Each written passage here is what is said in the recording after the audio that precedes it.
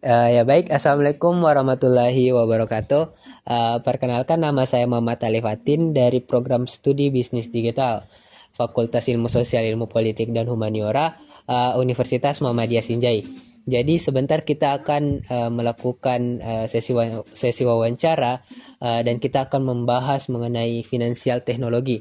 Sebelum kita masuk ke sesi wawancara, kita akan membahas sedikit mengenai finansial teknologi. Jadi, apa sih itu finansial teknologi? Secara sederhana, finansial teknologi adalah pemanfaatan teknologi yang memberikan layanan keuangan yang lebih cepat, mudah, dan efisien dan terjangkau. Kemudian, fintech mencakup berbagai layanan seperti pembayaran digital, peminjaman online, dan dompet elektronik, investasi berbasis aplikasi, hingga sistem crowdfunding. Tujuan utama dari fintech adalah untuk mempermudah masyarakat dalam mengakses layanan keuangan tanpa harus bergantung sepenuhnya pada lembaga keuangan konvensional. Kemudian di Sinjai perkembangan fintech itu sudah bisa dibilang sangat marak atau sudah banyak digunakan oleh masyarakat Sinjai. Jadi sebentar kita akan melakukan sesi wawancara dengan salah satu masyarakat yang ada di kota Sinjai. Tanpa berlama-lama lagi, silahkan simak video wawancara saya bersama dengan narasumber, yaitu salah satu masyarakat yang ada di Sinjai. Terima kasih. Ya baik, jadi kita akan melakukan sesi wawancara bersama dengan narasumber kita. Jadi sebentar kita akan membahas mengenai beberapa hal mengenai vintage. Jadi tanpa berlama-lama lagi, kita langsung masuk ke sesi wawancaranya. Jadi pertama-tama, boleh tidak narasumber kita ini atau kakak yang di samping kita memperkenalkan dirinya terlebih dahulu atau menceritakan sedikit mengenai backgroundnya? Perkenalkan, nama saya Andi Deananda Sapira, umur saya 24 tahun, pekerjaan saya fresh graduate. Kemudian tadi wawancaranya berkaitan dengan vintage. Saya juga memiliki kebiasaan menggunakan vintage dalam kehidupan sehari-hari. Oh, jadi narasumber kita ini memiliki kebiasaan menggunakan vintage. Pas sekali dengan topik kita kali ini, jadi kita akan membahas vintage dan narasumber kita ini pengguna vintage. Dan sedikit saya luruskan, mungkin pekerjaannya bukan fresh graduate ya, lebih ke masih fresh graduate begitu dan belum bekerja mungkin. Seperti itu ya. Betul. Ya, kita masuk ke pertanyaan berikutnya. Di pertanyaan berikutnya, sejak kapan kakak mulai menggunakan layanan pembayaran digital seperti e-wallet kah, mobile banking ataupun kris? Sejak tahun 2020. Oh, sejak tahun 2020.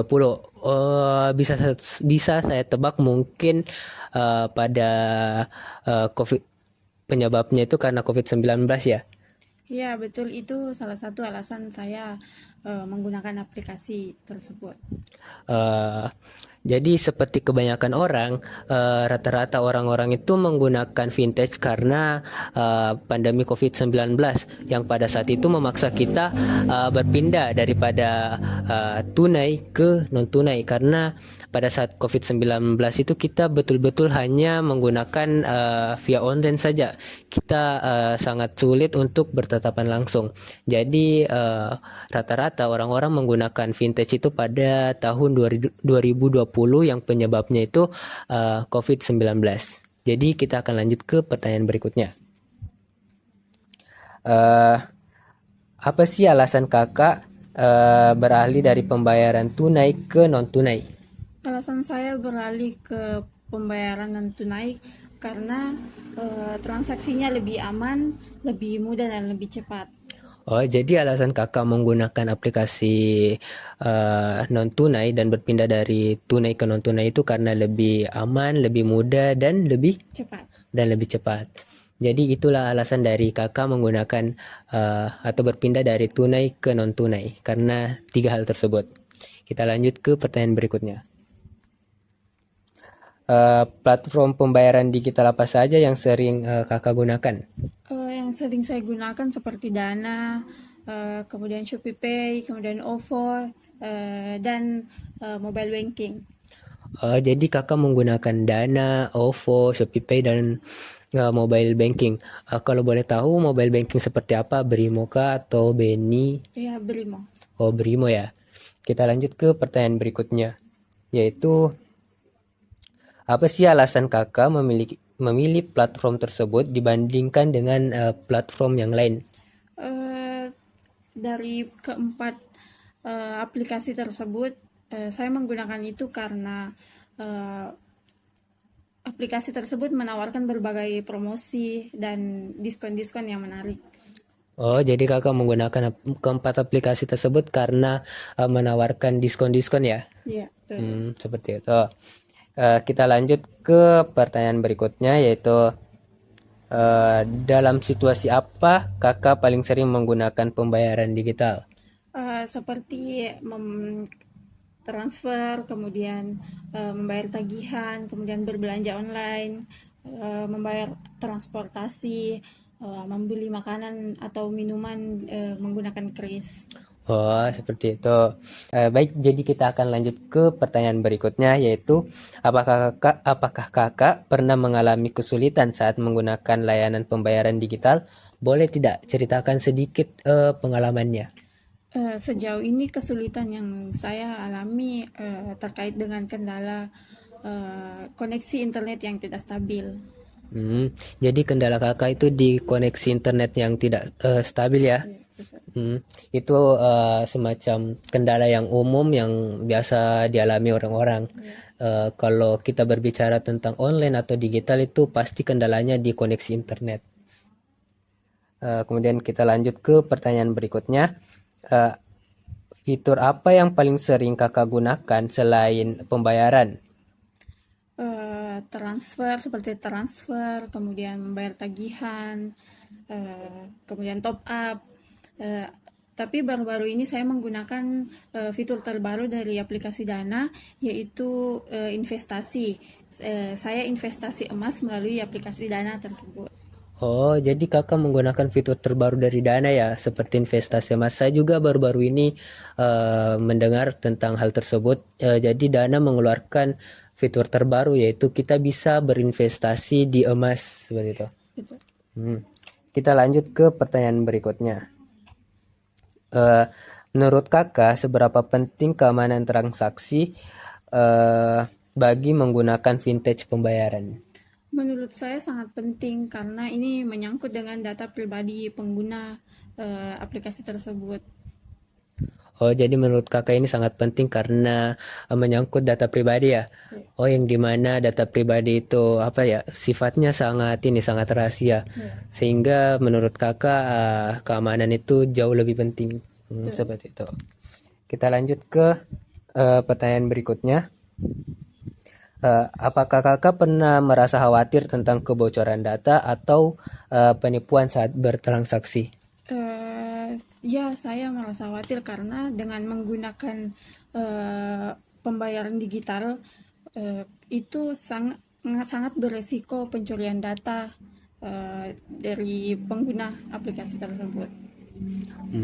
Jadi menurut kakak sangat penting karena apa tadi? Karena sangat beresiko. Karena sangat beresiko. Kita lanjut ke pertanyaan berikutnya. Bagaimana pendapat kakak tentang verifikasi berlapis yang diterapkan di aplikasi vintage?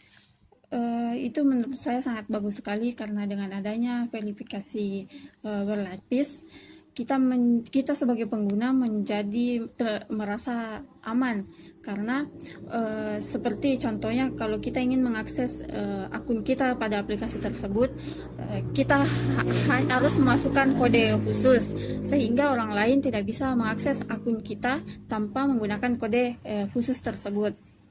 Oh, jadi menurut kakak ini kode berlapis itu, verifikasi berlapis itu sangat penting karena hanya kita yang dapat membuka aplikasinya, orang lain tidak bisa ya? Iya, Seperti itu. Kita lanjut ke pertanyaan berikutnya. Apa sih manfaat utama yang kakak rasakan setelah menggunakan pembayaran digital? Ya, selain manfaatnya selain lebih praktis, pembayaran digital juga memberikan akses kepada pengguna untuk dapat melihat riwayat transaksi, sehingga kita sebagai pengguna bisa melihat atau melacak pengeluaran kita secara mudah dan akurat. Oh, jadi menurut kakak selain kita diberi kemudahan di via transaksi, kita juga bisa melihat riwayat-riwayat transaksi apa saja yang kita keluarkan seperti itu. Jadi kita bisa menganalisis lah. Jadi dalam 1 bulan ini kita melakukan transaksi apa saja seperti itu. Jadi menurut kakak manfaatnya seperti itu ya. Jadi kita akan lanjut ke pertanyaan berikutnya, yaitu apakah kakak merasa lebih hemat dengan promo ataupun cashback dari layanan vintage yang kakak gunakan? Ya, kita sebagai pengguna merasakan lebih hemat karena dari aplikasi-aplikasi tersebut sering memberikan penawaran promo dan diskon-diskon kepada pengguna aplikasi tersebut. Jadi keempat aplikasi yang kakak gunakan ini seringkali ada event-event tertentu ya, seperti promo dan cashback ya. Ya. Sehingga menurut kakak dengan adanya cashback dan promo itu membuat kakak lebih hemat untuk berbelanja. Ya baik, jadi kita akan lanjut ke pertanyaan berikutnya, yaitu apakah kakak pernah mengalami transaksi gagal dan bagaimana sih caranya kakak ini menyelesaikan masalah tersebut? Seperti yang tadi sudah saya jawab di pertanyaan sebelumnya terkait kendala kondisi jaringan yang tidak stabil, saya memiliki pengalaman terkait dengan transaksi gagal. Waktu itu saya melakukan transaksi kepada pengguna lain, namun saat itu di akun pengguna lain belum masuk saldonya, tapi di akun saya sudah terlihat bahwa saldo saya sudah berkurang. Kemudian upaya yang saya lakukan adalah menunggu koneksi jaringan saya stabil, atau saya meminta tolong kepada orang-orang terdekat saya untuk memberikan saya hotspot begitu. Jadi kakak ini pernah mengalami gagal transaksi ya, seperti bisa saya bilang bug lah, karena kakak ini sudah mengirimkan saldonya ke pengguna lain, tetapi di pengguna lainnya ini belum masuk, sedangkan di kakaknya itu saldonya sudah berkurang. Terus upaya yang kakak lakukan itu ini ya, menunggu jaringannya supaya lebih baik atau lebih stabil. Terus upaya yang lain itu meminta tethering atau hotspot ke keluarga mungkin atau teman-teman yang terdekat. Kemudian kita lanjut ke pertanyaan berikutnya. Menurut kakak, apa kekurangan atau tantangan dalam menggunakan pembayaran digital?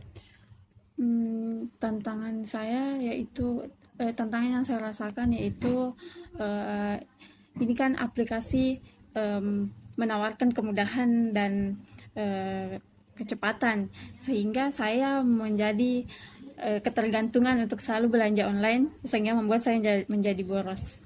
Oh, jadi tantangannya itu ada di kakaknya sendiri ya, sehingga ini sering berbelanja online dan membuat kakaknya boros.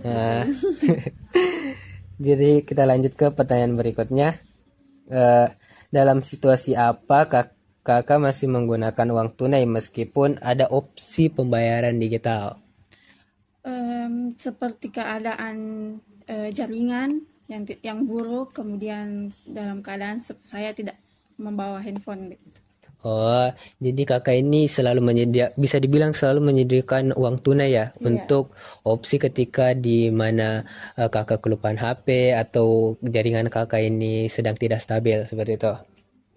Kita lanjut ke pertanyaan berikutnya. Apakah kakak pernah mengalami kesulitan karena merchant tidak menerima pembayaran digital? Selama ini saya tidak mengalami kesulitan karena seperti tadi yang dibilang, saya selalu menyediakan uang tunai walaupun saya setiap hari menggunakan aplikasi pembayaran digital sehari-hari. Oh, jadi dibilang kakak ini selalu ini ya, memiliki plan B lah. Jadi ketika kita tidak bisa menggunakan pembayaran digital, kita ini masih menyimpan uang tunai seperti itu. Jadi selalu menyiapkan plan B sehingga tidak mengalami kesulitan. Baik, kita akan lanjut ke pertanyaan berikutnya. Eh, Fitur atau layanan apa sih yang kakak ingin lihat ada di platform pembayaran digital yang kakak gunakan ini ke depannya? Fitur yang saya inginkan seperti misalnya eh, eh, berkolaborasi dengan AI yang sekarang ini marak sedang dibicarakan di mana-mana. Oh, jadi menurut kakak ini sangat ingin melihat vintage ini berkolaborasi dengan AI ya. Betul. Eh, Kalau saya pikir-pikir itu sangat luar biasa sih ketika vintage bergabung dengan AI itu bisa menciptakan ekonomi kita menjadi lebih stabil. Entahkah ada saran dari AI, tabungan kita ini tinggal 1 juta contohnya. Nah, dari uang 1 juta ini AI bisa membagikan lah, kita bisa menggunakan segini untuk hari ini, segini untuk hari besok, sehingga menurut saya gabungan antara fitur AI dan vintage ini sangat luar biasa lah seperti itu. Ya, jadi kita akan lanjut ke pertanyaan berikutnya, yaitu apakah kakak tertarik untuk mencoba layanan vintage lain seperti investasi atau peminjaman digital? Sejauh ini saya tidak tertarik untuk mencoba seperti pinjaman digital karena saya melihat banyak kasus-kasus yang oknum-oknum yang tidak bertanggung jawab dari aplikasi-aplikasi yang beredar di media sosial. Oh, jadi bisa saya bilang kakak ini sedikit khawatir ya untuk terjun ke dunia investasi dan peminjaman digital karena melihat banyak kasus-kasus yang terjadi seperti itu, kekerasan ketika ditagih ke atau dan lain sebagainya. Baik, kita lanjut ke pertanyaan berikutnya, yaitu apa sih saran kakak untuk pengembangan vintage agar pengalaman pengguna jadi lebih baik? Saran saya yaitu bisa lebih meningkatkan inovasi dan menambah fitur-fitur yang lebih multiguna, kemudian meningkatkan perlindungan kepada data-data pengguna aplikasi-aplikasi tersebut agar tidak terjadi hal-hal yang tidak diinginkan. Kurang lebih saran pengembangan dari kakak ini sangat luar biasa ya. Mungkin dari via pihak-pihak vintage yang menonton video ini bisa dicatat ya saran-saran dari kakaknya. Terima kasih karena telah menyempatkan waktunya untuk melakukan sesi wawancara bersama saya. Saya ucapkan banyak terima kasih lah. Jadi saya akhiri video ini dengan ucapan billahi fisabilil haq fastabikul khairat. Wassalamualaikum warahmatullahi wabarakatuh.